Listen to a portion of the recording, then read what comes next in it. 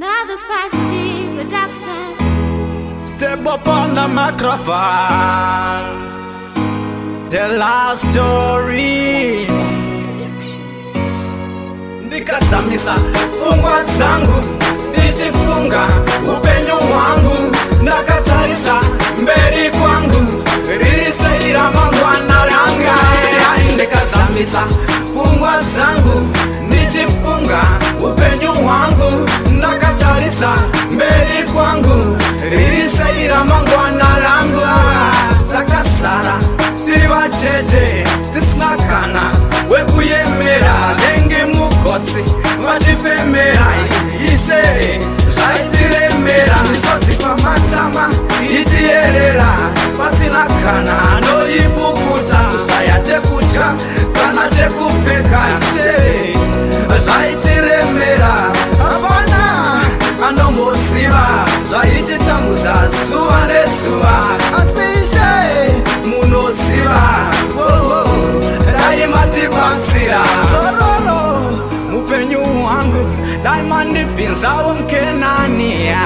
Nikazamisa fungwa zangu ndichifunga upenyu wangu, ndakatarisa mberi kwangu riseira mangwana ranga. Nikazamisa fungwa zangu ndichifunga upenyu wangu, ndakatarisa mberi kwangu riseira mangwana ranga.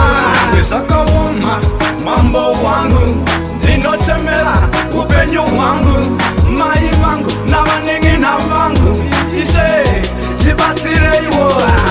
Handikanganwe maino makamira mukatino, haungatemi nini ndiripo mwana nzadzi yatigarepo.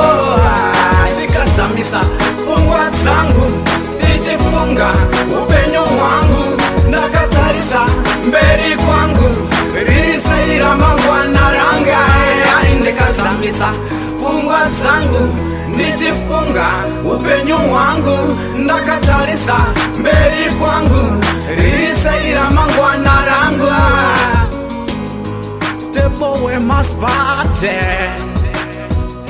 tarisa stalan vate askanti